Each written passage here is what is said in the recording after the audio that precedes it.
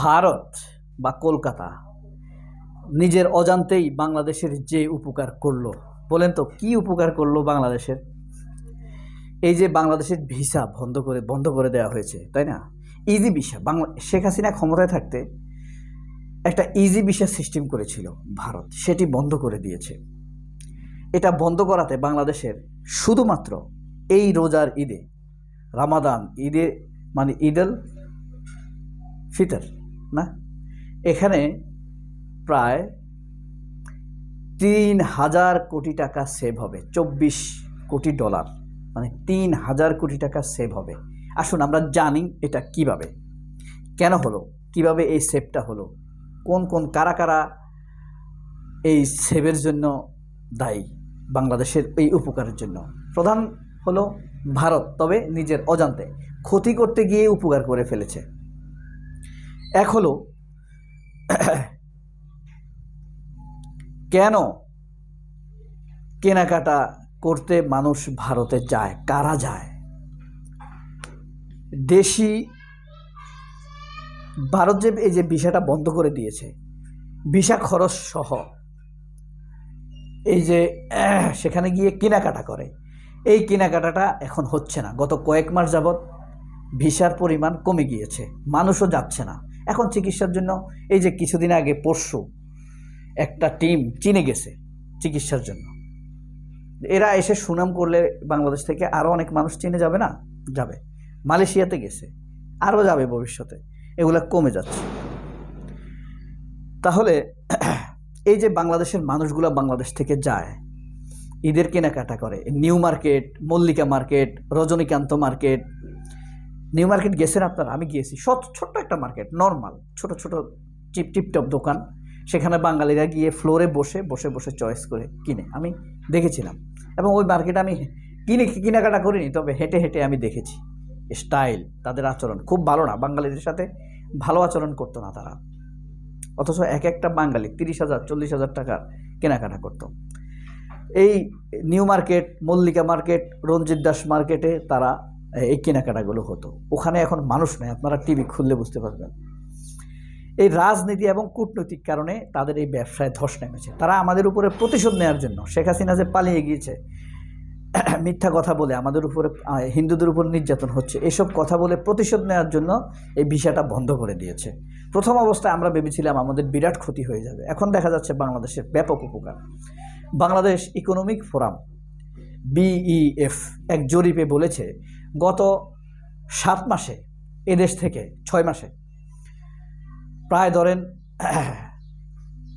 30 কোটি ডলার পাচার বা যাও। এখান থেকে কিন্তু মানুষ যখন ভারতে যায় তখন নগদ আপনার ডলার নিয়ে যায়, কিন্তু কমপক্ষে 500-1000 ডলার নিয়ে যায়। যদি আমি একদম কম নিয়ে গিয়েছি, আমি গিয়েছি মাত্র 200 ডলার নিয়ে, ওই যে কেনাকাটা করিনি। তখন এই ডলারগুলো এখন আর যায় না ভারতে, এবং তারা ভিসা বন্ধ করে দেয়, মানুষকে যেতে দিচ্ছে না, আটকিয়ে দিচ্ছে, মানুষও যাচ্ছে না, যে কারণে সেভ হয়ে যাচ্ছে 24 কোটি ডলার।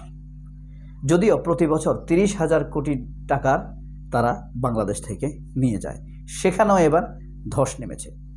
এখন কথা হলো ভারতে কেন যায় মানুষ, কেন নগদ টাকাটা যাচ্ছে? এটার হলো 7টি কারণ। যারা কালো টাকা আছে তারা যায়, যেমন ঘুষের টাকা আছে যাদের, দুর্নীতির টাকা আছে যাদের, ব্যাংক বিমার মালিকেরা, তারা সাধারণত কলকাতায় যায়। তাদের উপরি প্রচুর অর্থ সেখানে তারা খরচ করে, দেশের জন্য তো দরদ নাই তাদের। এবং ইজি ভিসা ছিল একটা শেখ হাসিনার সময়, যেটা আমরা বলেছি, সেই ইজি ভিসা চাইলেই কয়েক ঘন্টার মধ্যে ভিসা দেওয়া হতো। সুতরাং ইচ্ছা হলে সেখানে গিয়ে তারা কেনাকাটা করত। আর একরকম বাংলাদেশের হিন্দুরা বলতে গেলে সচরাচর এই দেশ থেকে কিনে না, তারা বছরে 1 বার 2 বার ইন্ডিয়া যায়, সেখান থেকে কেনাকাটা করে। এবং ডলার পাচার, এই কেনাকাটার উছিলায় তারা বিভিন্ন রকম ডলার পাচার করে, শুধুমাত্র সিনেমা করার জন্য। যে 2-1টা সিনেমা কলকাতার নায়িকা এনে এখানে করায়, এই সিনেমা উপলক্ষে 70-80 কোটি টাকা পাচার করে তারা। এরপরে ভারতীয় দোকানিরাও বাংলাদেশের সাথে ভালো ব্যবহার করতো না, এই কারণে মধ্যম লেভেলের ব্যবসায়ীরা অতিষ্ঠ। দেশি যারা দোকানি, আমাদের দেশি, তারা ভারত থেকে এনে কিন্তু বিক্রি করত। কিন্তু সেই বিকল্প সাপ্লাই দেওয়ার জন্য বাংলাদেশেও কিছু উদীয়মান পোশাক তৈরির স্টক তৈরি হয়েছে, স্টক হোল্ডার তৈরি হয়েছে, স্টেক হোল্ডার তৈরি হয়েছে। তাদের কাছ থেকে এরা এখন পোশাক কিনতে পারে। এই সবগুলো মিলিয়ে বাংলাদেশ এক উপকারের দেখতে পাচ্ছে গত 7 মাসে। সত্যি আল্লাহ যদি চায় উপকার করার জন্য, আল্লাহ কতভাবেই না আপনাকে উপকার করতে পারে। আল্লাহ যদি চায় আপনার মঙ্গল করার জন্য, কতভাবেই না আল্লাহ আপনার মঙ্গল করতে পারে। আল্লাহ যদি আপনার ভালো চায়, কতভাবে আপনার ভালো করতে পারে আল্লাহ। আল্লাহ আপনাকে গাড়ির সাথে ধাক্কা দিয়েও আপনার উপকার করায় দিবে। আল্লাহর পরিকল্পনা মহান। এই কারণে সর্ব অবস্থায় আল্লাহর উপরে শুকরিয়া আদায় করার আপ্রাণ চেষ্টা করা, মনে প্রাণে হজরত সুলাইমান আলাইহিস সালামের মতো শুকরিয়া আদায় করা।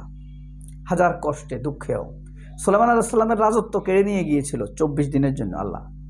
সুলাইমান আলাইহিস সালাম এমনভাবে পতিত হয়েছেন, তিনি ক্ষুধায় কষ্ট পেয়েছেন। পৃথিবীর সবচাইতে বড় বাদশাহ, এত বড় বাদশাহ পৃথিবীতে আর আসবেন না।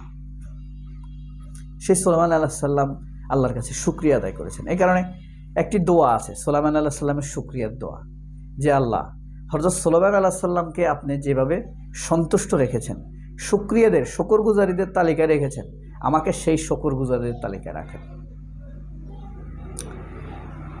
দুনিয়ার বাদশাহ সুলাইমান আলাইহিস সালাম। তো এইভাবে বাংলাদেশের অজান্তে, ভারত নিজের অজান্তে বাংলাদেশিদের উপকার করে ফেলেছে। আমরা সেই উপকারটা এখন পাবো ঈদের পরে, কারণ কেনাকাটাটা এখন বন্ধ হচ্ছে, টাকাটা দেশে থেকে যাবে। আমরা বলতে কারা?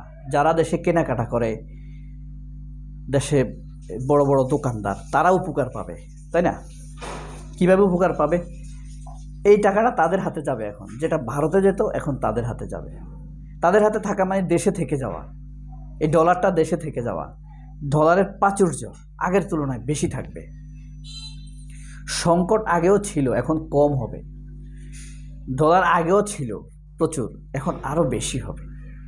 প্যাচ লাগে না কথাটা? কেমন জানি। আগে যে পরিমাণ ছিল সেটারও যদি আপনি বেশি ভাবেন, তাহলে এবার আরও বেশি হবে। কারণ এই 24 কোটি ডলার ভারতে যায়নি। আর যারা নেগেটিভলি চিন্তা করে, হ্যাঁ, ডলারের সংকটের কথা বলে ইউনূস সরকারের সমালোচনা করে না, তাদের জন্য হলো এটা, যে আগে যে সংকট হতো এবার সংকট কম হবে, কারণ এই ডলারগুলো তো যাচ্ছে না। এটা আর কি, যার যে উত্তর পছন্দ করে।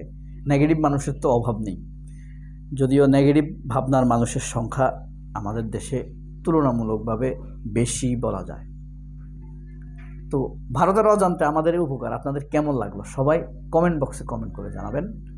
আপনাদের অকৃত্রিম, যারা নামাজ পড়েন, যারা পড়েন না, মনে যখন আসে আমার জন্য, আমার বাচ্চাটির জন্য দোয়া করবেন। আল্লাহ হাফেজ, আসসালামু আলাইকুম।